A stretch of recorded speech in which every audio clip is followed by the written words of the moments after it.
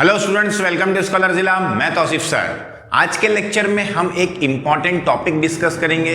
जैसे कि आप लोगों को पता है, एनालिसिस ऑफ फाइनेंशियल स्टेटमेंट की लेक्चर सीरीज में आज हम लोग 9th लेक्चर पे हैं और बहुत सारे क्वेश्चंस हम लोग सॉल्व कर चुके हैं। कंपैरेटिव के, कॉमन साइज के, वर्टिकल बैलेंस शीट कैसी बनती है, वर्टिकल इनकम स्टेटमेंट कैसा बनता है, तो वो आप लोग ने देखे होंगे तो बहुत अच्छी बात है। नहीं देखे हैं तो मैं आपसे रिक्वेस्ट करूंगा कि वो देख लीजिए ताकि आप लोग का बेस अच्छा हो जाएगा।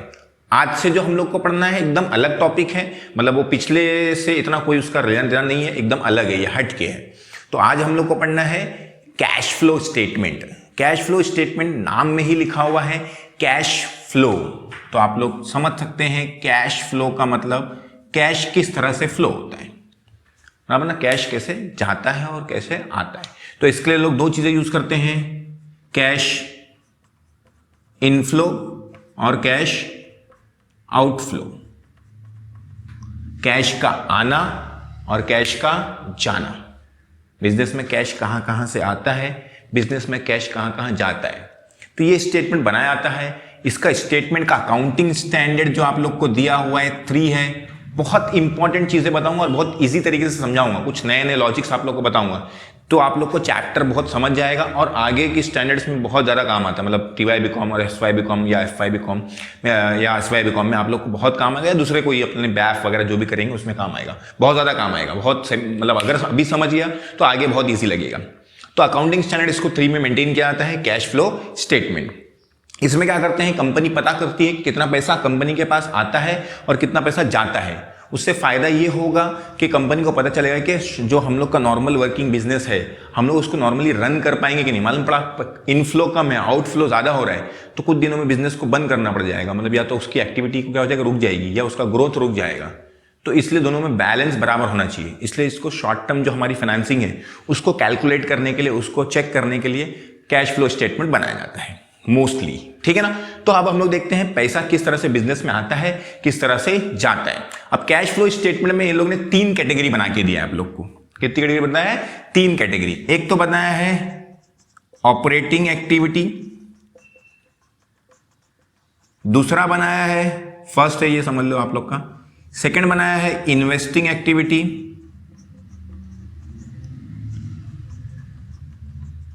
और थर्ड बनाया है financing activity.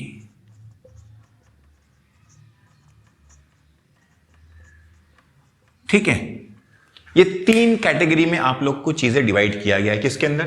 Cash flow statement के अंदर। मतलब ये 3 कैटेगरी में ही आपको सॉल्व करना है और लेसन क्या हो जाएगा, क्वेश्चन क्या हो जाएगा, फिनिश हो जाएगा।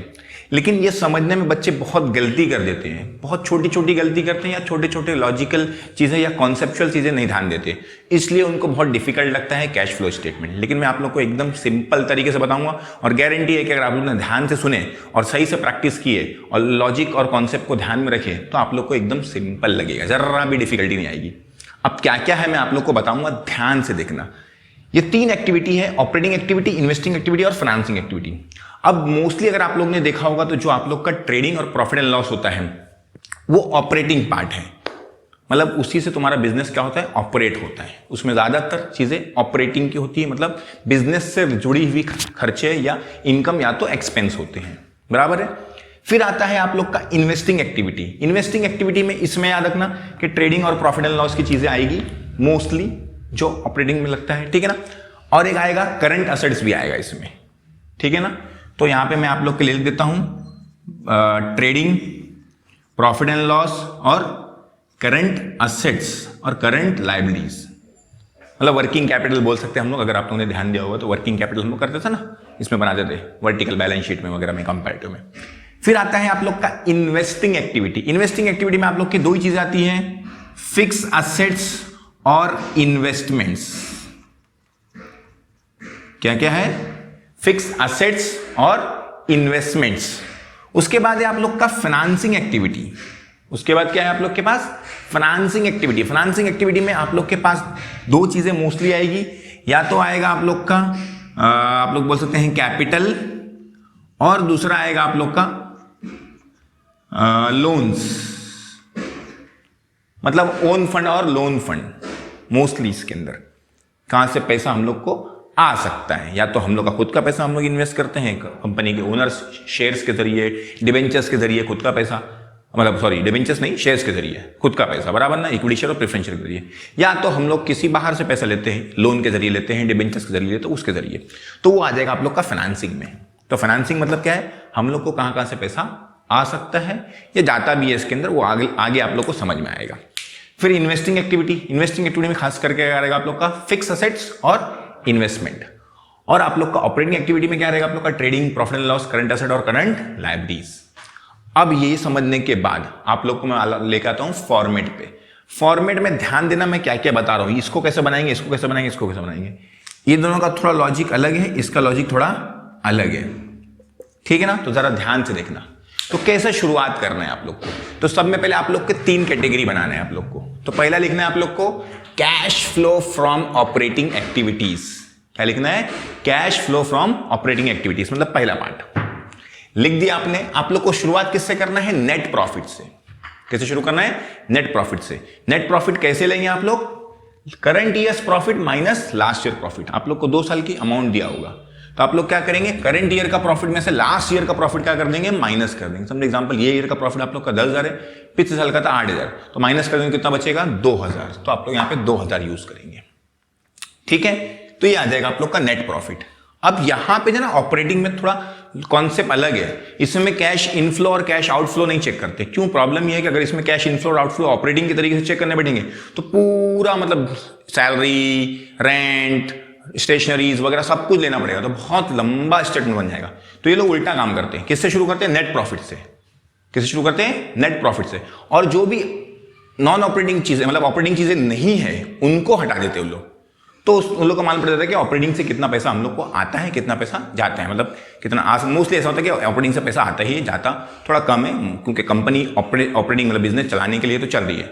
अब बिजनेस ऑपरेटिंग से अगर इनकम नहीं हुई, ज़्यादा नहीं कमाए उन लोगों ने, नेट प्रॉफिट नहीं आया, तो फिर आगे तो सब कुछ लॉस में रहेगा। तो मोस्टली ऐसा होता है कि नेट प्रॉफिट मतलब ऑपरेटिंग प्लस में ही आता है, ठीक है ना। तो क्या करते हैं लोग, उल्टा काम करते हैं, नेट प्रॉफिट लेते, उसमें से जितने भी चीज़ें हैं नॉन ऑपरेटिंग या नॉन कैश, उसको क्या करते हैं लोग, हटा देते हैं। तो ध्यान देखो क्या लिखा है यहाँ पे, मैंने क्या लिखा है, ऐड नॉन कैश और नॉन ऑपरेटिंग आइटम। क्या करना है आप लोग को, ऐड बोला मैंने, एडजस्ट नॉन कैश और non operating item. Non cash और नॉन ऑपरेटिंग। अब नॉन कैश में क्या आएगा सर, नॉन ऑपरेटिंग तो समझ गया कि ऑपरेटिंग नहीं रहता है वो, उसको नॉन ऑपरेटिंग बोलेंगे। लेकिन नॉन कैश क्या है, नॉन कैश जैसे डेप्रीशिएशन होता है, आप लोग क्या करते हो, आप जाके किसी को पैसा देते हो, बराबर, आपने गुडविल राइट ऑफ करे तो किसी जाके आप पैसा नहीं देते हो, खाली कंसिडर कर लेते हो कि इतनी चीज ये राइट ऑफ हुई होगी या इतना ही चीज का इसका डेप्रीशिएशन हुआ रहेगा। तो ये क्या है आप लोग का नॉन कैश आइटम, बराबर ना। तो उसको क्या कर लो आप लोग, ऐड कर लो, ठीक है ना। फिर क्या लिखा है, इंटरेस्ट पेड। तो यहां पे क्या मालूम है, जो नॉन कैश जो लिखा ना अपने, adjust non cash non operating item, इसमें क्या करना रहता है आप लोग को, अगर कोई खर्चा है तो उसको ऐड करना है, और कोई इनकम है मतलब इनकम है तो उसको क्या करना है, लेस करना है। इसके अंदर, हाँ, सब जगह नहीं, खाली इतना पार्ट की बात कर रहा हूं मैं, ये देखो इतना पार्ट, एडजस्ट नॉन कैश और नॉन ऑपरेटिंग की बात कर रहा हूं। क्या बोल रहा हूं मैं, लिख लो दिमाग में, कैश मतलब एक्सपेंस होगा तो आप लोग को क्या करना है, ऐड करना है, और इनकम होगा तो क्या करना है, लेस करना है। क्यों करना है मैंने बता दिया आप लोग को, क्योंकि इसने नेट प्रॉफिट से शुरू करा है, ठीक है ना, इसलिए। क्लियर है, चलिए अब आप लोग ध्यान दीजिए, डेप्रीशिएशन ऐड करना है क्योंकि ये एक्सपेंस है। इंटरेस्ट अगर हम लोग ने पे करा है, इंटरेस्ट पे करा मतलब नॉन ऑपरेटिंग है, क्योंकि हम लोग इंटरेस्ट पे करना मतलब किसी चीज को इंटरेस्ट होना, ये बिजनेस का खर्चा नहीं, बिजनेस चलाने के लिए खर्चा नहीं लगता है, ठीक है ना, तो उसको नॉन ऑपरेटिंग बोलते हैं। Loss on sale of asset, हम लोग असेट बेचते हैं, असेट बेचना हमारा काम नहीं है, तो ये भी नॉन ऑपरेटिंग है, तो इसलिए उसको भी क्या कर लेंगे हम लोग, ऐड कर लेंगे। तीनों खर्चे लॉस है हमारे, बराबर ना। फिर दोनों को क्या करेंगे, ऐड करेंगे। कौन सी चीज ऐड करेंगे, अगर हम लोग को कोई इंटरेस्ट डिविडेंड मिला, किसी कंपनी में हम लोग ने इन्वेस्ट करे थे, किसी बैंक में पैसा रखे थे, उस पर इंटरेस्ट मिल गया हम लोग को, तो वो हम लोग क्या कर लेंगे, लेस कर लेंगे, इनकम क्या कर लेंगे, लेस। और कोई असेट हम लोग ने बेचा और हम लोग को फायदा हो गया, तो वो भी इनकम है, प्रॉफिट है, तो उसको भी क्या कर लेंगे, लेस कर लेंगे। बस इतना याद रखना। लेकिन अभी ये साल के लिए ना आप लोग की टेक्स्ट बुक में ना ये पार्ट है ही नहीं, लेकिन फिर भी मेरा काम है कि आप लोग को पूरा फॉर्मेट पढ़ाना, ताकि आप लोग की आगे की स्टैंडर्ड्स में आप लोग को काम आए और आप लोग को एक्चुअल में समझ जाए कि कैश फ्लो स्टेटमेंट होता है क्या है। तो इसलिए याद रखना कि आप लोग को यहाँ पे क्या करना है, नॉन कैश और नॉन ऑपरेटिंग आइटम्स को लेना है, एक्सपेंस रहेगा तो क्या करना है, लॉस रहेगा तो क्या करना है, ऐड करना है, और इनकम और गेन रहेगा तो क्या करना है, आप लोग को लेस करना है। इतने से पार्ट में खाली याद रखना। रिवर्स क्यों करे ऐसा? क्योंकि हम लोग ने प्रॉफिट में से जब चीजें निकालेंगे, एक्चुअल प्रॉफिट निकालना है ना हम लोग को, ये जो प्रॉफिट रहता है नेट प्रॉफिट, उसमें नॉन, अगर आप लोगों ने प्रॉफिट एंड लॉस बनाया तो आप लोग को पता होगा उसमें इंटरेस्ट पे, डेप्रिसिएशन सब रहता है, तो सब हटाएंगे तब जाके हम लोग को ऑपरेटिंग का पैसा मिलेगा ना उसमें, क्योंकि ऑलरेडी इंक्लूड हो गया, बराबर ना। तो उल्टा करना पड़ता है, एक्सपेंस को क्या करते हैं हम लोग ऐड कर लेते हैं और इनकम को क्या कर लेते हैं, लेस कर लेते हैं, ठीक है ना, क्योंकि हम लोग एक्सपेंस को लेस कर चुके थे और इनकम को क्या कर चुके थे, ऐड कर देते, तभी प्रॉफिट हम लोग निकाले थे नेट प्रॉफिट टैली करके। लेकिन अभी उल्टा कर लेते हम लोग, क्यों? क्योंकि हम लोग ने नेट प्रॉफिट से शुरू कर रहे, तो थोड़ा लंबा चीज है, ध्यान में रखना, तो इसलिए हम लोग को ये आ गया। अब ये पार्ट में खाली क्या याद रखने बोला मैंने आप लोग को, वो ध्यान में रखना कि आप लोग को इनकम एक्सपेंसेस को क्या करना है ऐड, इनकम को क्या करना है लेस। अब क्या बोला मैंने लास्ट में आप लोग के लिए कि ये 12th में है ही नहीं, तो ये मत सोचना है कि मतलब छोड़ दूं मैं दिमाग में, खाली दिमाग में बिठा लेना, सॉल्व तो इतना आएगा नहीं इसका। फिर आते हैं हम लोग adjust working capital changes. Working capital बराबर ना, वर्किंग कैपिटल आप लोग को पता था current assets minus current liability, ये आप लोग कर चुके उसमें वर्टिकल में, बराबर ना। अब इसमें करना क्या है सर, यहां पे लेना है उसको, चार असेट्स हमारी दो, मतलब करंट असेट्स और करंट लायबिलिटी, बराबर ना। अब हम लोग को दो चीजें हैं, करंट असेट्स और करंट लायबिलिटी। अब करना क्या है सर इसके अंदर, एकदम सिंपल सी लॉजिक, छोटी सी चीज आप लोग को बताऊंगा एकदम छोटे से, ताकि आप लोग को समझ जाएगा। किसकी बात कर रहा हूं मैं, करंट असेट्स और करंट लायबिलिटीज की बात कर रहा हूं। करंट असेट्स और करंट लायबिलिटी 4 बार इसलिए लिख रहा हूं, मैं आप लोग को बता देता हूं। इंक्रीज, 4 चीजें आप लोग को है, current assets increase, current asset decrease, current liability increase, current liability decrease. अभी सर ये बहुत लॉजिक याद नहीं होता है, इसमें खिचड़ी होती है, खिचड़ी करने की जरूरत नहीं है, दिमाग में खाली एक ही चीज बताऊंगा, ये याद रखना, वो चारों अपने आप याद हो जाएगा। कैसे, ध्यान दो। जैसे आप लोग की कोई करंट असेट्स है, क्या है, कोई करंट असेट्स है, तो आप लोग, मेरे को खाली एक छोटा सा एग्जांपल लेता हूं मैं, समझो एग्जांपल, आप लोग ने 6000 की चीज को 7000 दिखा दिया, कोई असेट को 6000 से क्या दिखा दिया, 7000 दिखा दिया, तो आप लोग को 7000 अगर आपने 6 के बदले 7 दिखाया है, तो 1000 रुपए क्या करना पड़ेगा आप लोग को, माइनस करना पड़ेगा ना। एकदम सिंपल है, कोई असेट को आप लोग ने 6 के बदले 7000 दिखाया है, तो 1000 ज्यादा दिखाया, मतलब 1000 रुपए क्या करना पड़ेगा आप लोग को, माइनस करना पड़ेगा। तो बस याद रखो, अगर असेट ज्यादा दिखाए, इंक्रीज दिखाए, तो क्या करना है आप लोग को, लेस करना है, बस एक ही याद रखना है। असेट ज्यादा दिखाए तो क्या करना है आप लोग को, लेस करना है। क्यों, आप लोग को रीजन बता दिया मैंने, 6 के बदले 7 दिखाया हो तो सिंपल सी बात है, 1000 रुपए माइनस करके दिखाना पड़ेगा सही तरीके से। हो गया। अब आओ, ये माइनस है तो सिंपल सी बात है, इंक्रीज माइनस है तो डिक्रीज क्या रहेगा, प्लस रहेगा। जैसे ही ये सब दिखेगा ना, तो छोटा सा तो साइड में फॉर्मूला बना लेने का, असेट लायबिलिटी ऐसा छोटा सा लिख लेने का, फटाक से विदिन सेकंड बन जाएगा। ये माइनस है तो ये प्लस, ये माइनस है तो ये प्लस, ये प्लस है तो ये माइनस। अब सबके ऊपर लॉजिक एकदम डायरेक्टली आ जाएगा, खाली पहला याद रखने का, असेट का लॉजिक। असेट अगर ज्यादा दिखाया है तो क्या करना पड़ेगा, माइनस करना पड़ेगा, तो माइनस, ये माइनस तो ये प्लस। अब इन लोग का ये क्या है, रिवर्स है, लायबिलिटी है ना, तो ये माइनस है तो ये प्लस है, ये प्लस है तो ये क्या है, माइनस। बस यही आप लोग को दिया है, देखो क्या दिया हुआ, ये इंक्रीज इन असेट्स क्या करना है, लेस, तो देखो यहां पे लिखा होगा इंक्रीज इन असेट्स क्या करना है, लेस। डिक्रीज इन असेट्स क्या करना है, ऐड, तो देखो डिक्रीज इन असेट्स क्या रहेगा, ऐड रहेगा। तो तुम्हारा उसी से, ये जो याद है इसी से याद हो जाएगा, बस सिंपल सा एकदम है।